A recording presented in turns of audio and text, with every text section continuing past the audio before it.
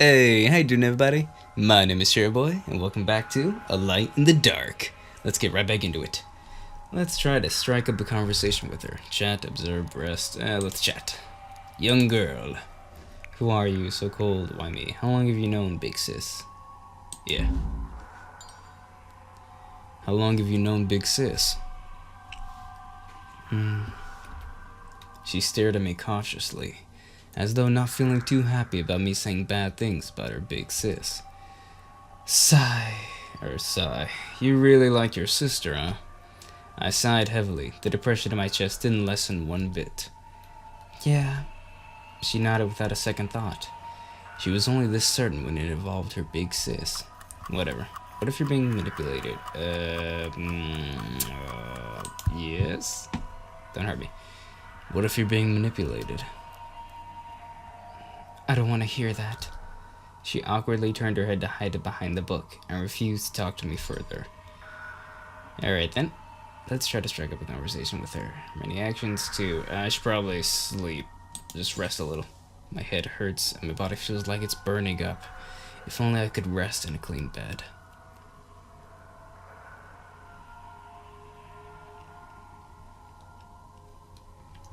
Okay, before I continue, let me check my notebook. What time was it? Couldn't tell time. Door in the window. Relationship.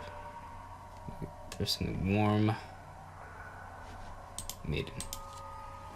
Girl with long hair. So at least her last name's Juan, but I still had no recollection of her. Took me at the street.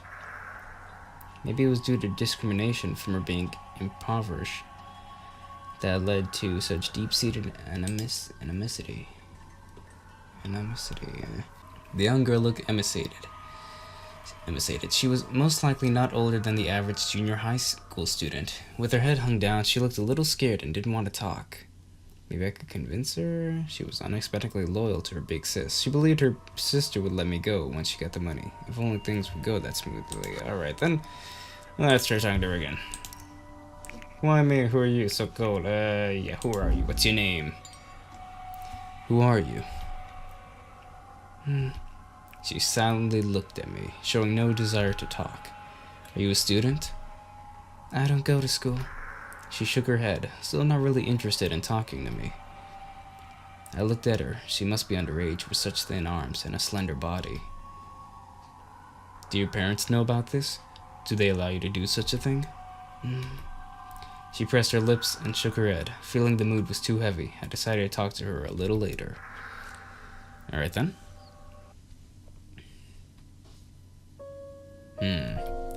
In prison, life was surprisingly boring. I couldn't do anything with tied hands, and the only person I could talk to was as silent as a rock in one corner of the room. There was no phone, no TV, no internet. The usually insufficient 24 hours now felt way too long. Yet she didn't look one bit bored, flipping through a book from God knows where. She observed my movements from time to time. I ate the same crackers for breakfast and lunch. I also went to the bathroom once, hoping to find a chance to escape. She stood outside with a knife when I was in there, neither rushing me nor leaving. Having found nothing useful there, I left post-haste. Don't you eat anything more than normal? Or do you just love crackers? I don't know. She had the same thing as me. They were cheap and tasteless no matter how long you chewed, and they only served to make your mouth dry. Unless you won a year's worth of them from a lottery, there really was no reason to keep eating them. I started the conversation out of boredom. She raised her head thoughtfully. This is very cheap and lasts long. Are you worried about your malnutrition? About malnutrition? There was nothing left but starch, let alone fiber or vitamins. Pretty ironic for something called a nutrition biscuit. Oh. Showing no concern about balancing her diet, she didn't even raise her head, but just replied nonchalantly. Hanging out with her this morning, she didn't give any sort of proper response, except when it was about her big sis. Pretty incredible, I would say. Strangely enough, it wasn't like she cared about this big sis that much. It was more like she just didn't care about anything else. Did you figure something out with my dad? No idea. Her answer without hesitation didn't appear to be a lie. However, it did trigger my curiosity if she didn't even care about the status of the ransom.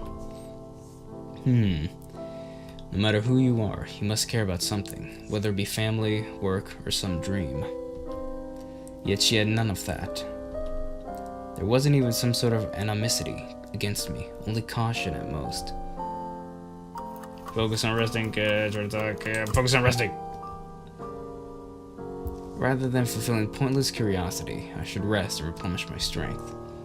Hey, I'ma need it. Oh boy.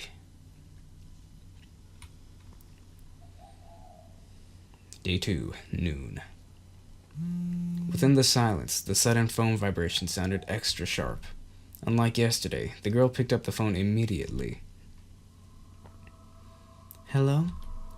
Perhaps she was asked about me, as the girl glanced at me when answering the call. Yes, it's alright. I had no idea what the conversation entailed, and I could only guess from her words. Okay. It was the kidnapper from yesterday. Where could she be if she needed to call to confirm my situation? Did she already contact someone to get the ransom? Or maybe they had other bases. He's next to me.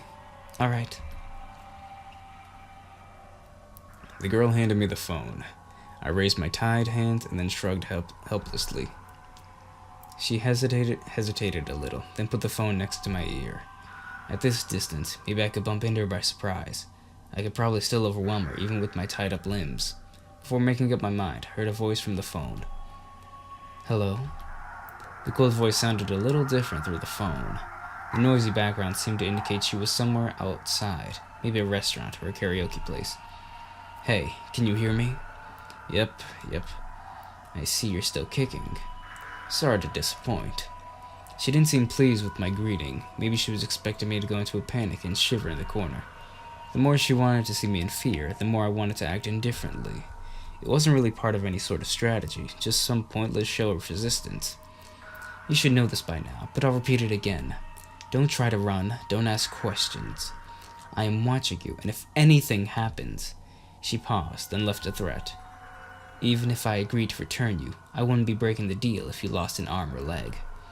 Got it. I didn't even need to guess what she wanted to say. Lose an arm or leg, throw me off a cliff, blah blah blah. Hell, even agreeing to returning me alive was already saintly of her. Most wouldn't even intend to keep the hostage alive. Hostages usually got silenced after the kidnapper got the money and were ready to run. I didn't plan to believe her words from the beginning. If I played too nice, I might get killed without knowing how. Is my dad paying? None of your business. Just worry about yourself. But, bullshit. Why would I ask about that if not out of concern for my own safety? I wanted to ask more, but got stopped mercilessly. Sorry. I am heading back now, so stay put, that's all. Hey, wait. Before I could say anything, she hung up. Hanging up right after she said whatever she wanted. What a woman. Hearing the empty sounds of a disconnected call, I knew being mad would make no difference. What did Big Sis say? She approached me once the call ended and asked me worriedly. Sorry. Within the short period of time, I wondered what to say. Manipulate, answer honestly. Be cool. She told me to stay put, and that she would be home soon. Oh. Not showing any emotion, she simply took away the phone and sat back in the corner. I remembered how the big sis sat next to the window smoking, seemingly in thought and also impatient. In contrast, this girl was way too quiet, and she just sat there holding her legs together. How much did she really know about the kidnapping? She didn't even know me, nor what to do. Her big sis asked her to guard me, so she guarded. Her big sis asked her not to talk to me, so she didn't talk to me. Whether it was about the outcome or the reward, she was clueless and didn't care. She just had faith in her big sis. Such blind trust was not far from stupidity. I almost felt bad for her. I see. Time felt much longer when you were waiting. I even sighed in relief when I heard a sound approach. A motorcycle engine was shut down not too far away, and the closing footsteps echoed through the staircase. The noise was empty, but had a certain rhythm. There was no elevator. Was this an apartment, or some privately owned house? I could only hear one person's steps, so there was no one coming back with her. I'm back. The one who walked in was the same girl from the day before, aka the big sis. Same overcoat as yesterday, and her expression hadn't changed either. Welcome home. Unsure of what was going on in my mind, she looked at me suspiciously and handed the plastic bag in her hand to the other girl. Bento, eat it while it's still hot. Big sis. The little girl whispered something into her ear. I couldn't tell the context from this distance. The girl nodded, staring dead straight at me. Oh boy. Once the girl finished, she moved towards me with a knife. She tried to check the rope, even pulling it a few times to make sure it was tight enough. I told you I didn't do anything. If I could get out of this, do you really think I'd stay here? Quiet. Ask her then. She threw the other girl a questioning glance, which was answered by a silent nod. Her head wasn't even turned. It seemed like the bento was much more attractive than the situation here. She snorted unhappily, but couldn't find a reason to act up. She then just started to laugh scornfully. Whatever. I doubt you have the balls to try anything. You have a rich mommy and daddy arranging everything for you, from school to work. You probably even have a maid cleaning the house. You can't do shit on your own, can you? Here we go again. This ridiculous resentment was not just aimed at me, but anyone with a better life than her. What was the point of hating all these people? Would it change anything about her life? Wouldn't it be more practical if she tried to change something instead of hating? Where did you go? She probably would only be more pissed off if this continued, so I decided to change the subject to avoid trouble. Oh, wouldn't you like to know? Not cutting me any slack, she raised her eyebrow provocatively. Sorry about that, everybody. I sighed helplessly. This was really going nowhere if she kept up with this attitude. You start eating. Don't mind me. Only after she spoke did I notice the little girl hadn't moved her chopsticks despite having the bento opened, as though waiting for her big sis to start the meal together. I had dinner already. Don't need to leave me anything. She loosened her furrowed brow, and patted the little girl's head kindly. There was even a smile on her face. The little girl nodded obediently. Even an outsider like me could tell how close they were. If anything, I couldn't even believe she still had such an expression in her. More questions popped into my mind upon seeing their interaction. With such familiarity, what was their relationship? The sound of water flowing in the bathroom reminded me that I hadn't taken a shower for 2 days. It still felt uncomfortable, even though I'd barely moved or sweat. I was willing to give up half of my possessions for a hot shower, and pay with my future income for a cup of cocoa as a bonus. The little girl was clearly starved, and was quietly and happily eating the rice. She paid no attention to me. Her figure looked extra weak and small from here. I still couldn't believe she could be a kidnapper. What kind of family would allow her to do such a thing? Whatever. Considering my own family, I had no right to criticize others. Phew. The girl left the bathroom holding her hair. She only washed her face since there was no hot water. The light shone on her face, rendering her pale complexion a little more rosy, yet the expression on her face was still cold as ice. What are you looking at? She seemingly noticed my gaze and asked me with an eyebrow raised. Nothing, just that I hadn't taken a shower for a while. You think this is some fancy hotel, rich boy? I would have called customer service, given such quality. Keep flapping your mouth, I dare you. Never mind. She snorted with contempt, then walked to the window to lightly shake the little girl's shoulder.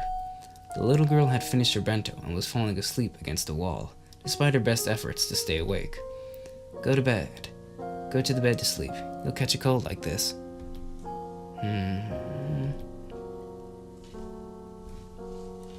She nodded sleepily and climbed into the bed obediently, not minding all the dust on it. She grabbed the bedsheet and lay down. Maybe she was really tired. It didn't take long for her to fall asleep completely, leaving only the sound of steady breathing in the room. The girl walked to the window, opened her bento, and started to eat it quickly. Nothing for me? Tormented by the scent of the food, I couldn't help but ask. You can just eat the crackers. How about just a cup of coffee? I have money in my bag.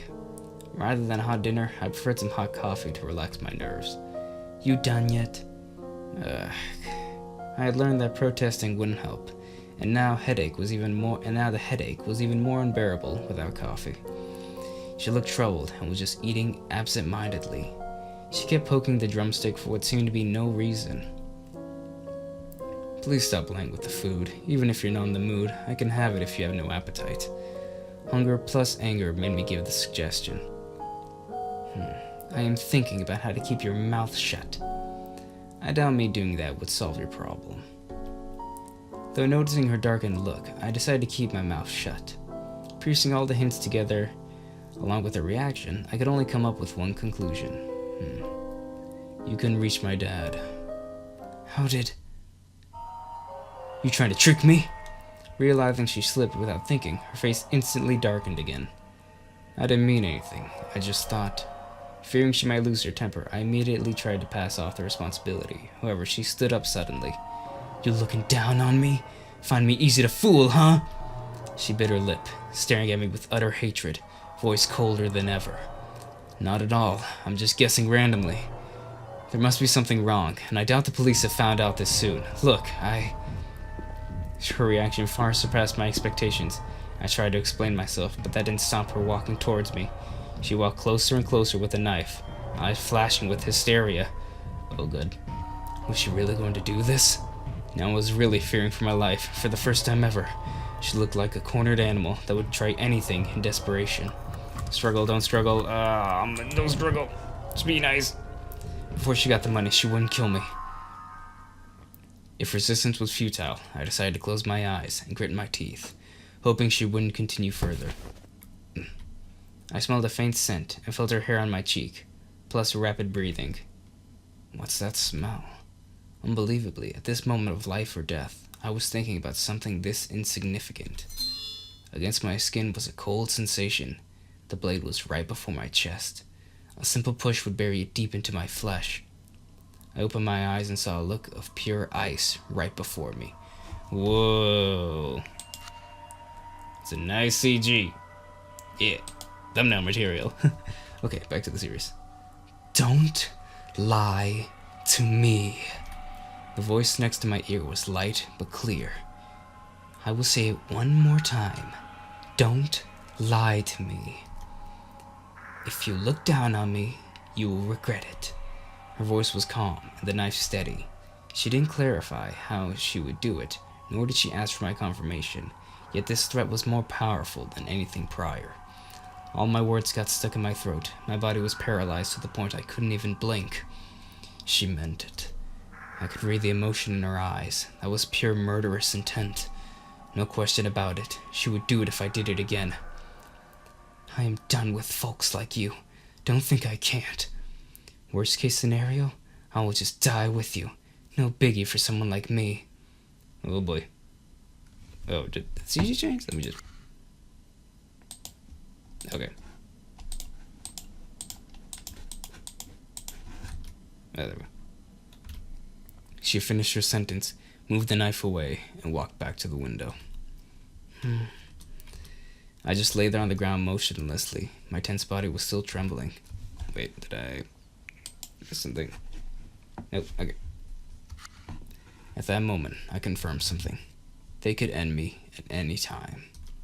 The notion of her not touching me before getting the money, or having some backup plan, meant nothing to them. At this point, she had nothing to lose. I took a deep breath as I faced the window. That's how I calmed myself down since childhood. What I needed to do stayed the same.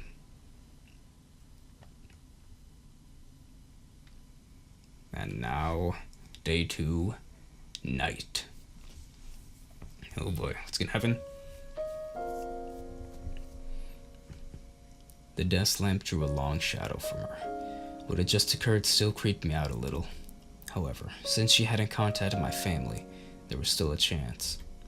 I breathed in deeply, gathered the courage, and talked to her. I have a proposal. She continued to look out the window motionlessly, showing no interest in my question.